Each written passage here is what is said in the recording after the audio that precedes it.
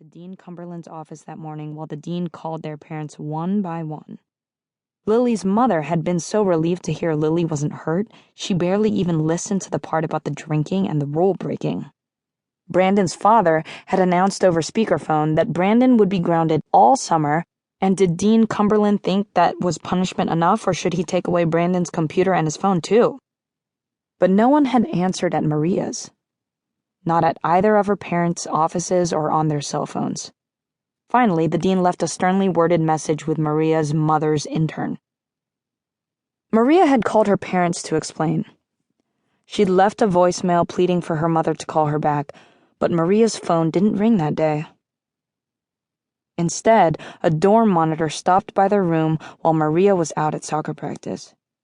She told Lily the dean had spoken to Maria's parents, and to tell Maria the girls didn't need to worry about last night. The chandelier would be easy enough to restore for next semester.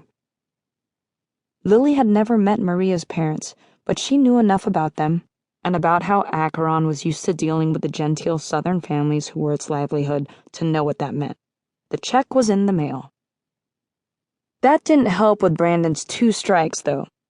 He was stuck staying in his room all night from now on, unless he wanted to risk getting caught again. 3 strikes on your record meant a minimum 1-year suspension. Sucked for him. Lily hadn't been in the mood for a party after what had happened the night before. Neither had Maria. Still, though, Delilah had asked. She wanted to celebrate, she said, because Acheron had done so well on the Kingsley Prize finalist list that morning. And when Delilah Dufrey asked for a favor, you didn't say no. You wouldn't think it to look at her, slumped on the floor giggling at a joke everyone else had forgotten 10 minutes ago, but Delilah could be terrifying when she wanted to be. That afternoon, Delilah had caught Lily and Maria in the cafeteria. She'd made a big show of fixing her lip gloss in her pocket mirror and said, "Don't you guys think it would be awesome if we hung out in your room tonight after lights out?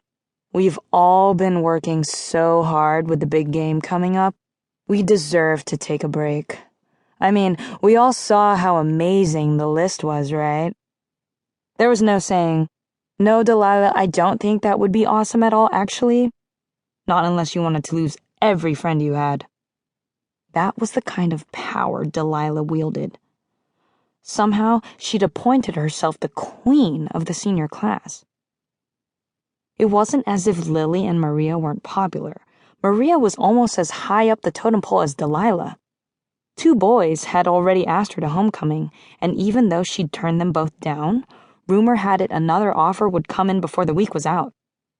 But almost didn't cut it. At Acheron, if Delilah Dufrey didn't like you, you might as well resign yourself to spending your high school career with the mousy-haired girls who gave themselves teddy bear tattoos with ballpoint pens. It wasn't just that Delilah was hot, either. Though she was, of course. She was hotter than she had any right to be, with her long blonde hair and her sparkling eyes and her pert little nose that was so perfectly shaped the freshmen took bets on whether she'd had a nose job. Nope. There had never been a single thing wrong with Delilah Dufrey. She'd been unanimously elected homecoming queen last year, and everyone already knew the same thing would happen this year, too. She was first in their class, edging out Maria by 1/100th of a point. She was senior class president and captain of the soccer team, the cross-country team, and the debate team. She was only vice president of the Gay Straight Alliance, but that was because Mateo had founded the GSA back in their freshman year. And, of course, because Delilah wasn't gay. At least, not gay enough. And as of today, Delilah was first in line for the Kingsley Prize. The Cawdor Kingsley Foundation Prize went to 5 graduating seniors from Virginia private schools based on their grades, extracurriculars, and all the other usual stuff.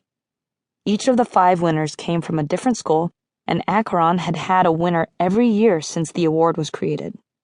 It came with a free ride to the college of your choice, plus 2 years of grad school. Winning it pretty much guaranteed you'd get into any college in the country. At Acheron,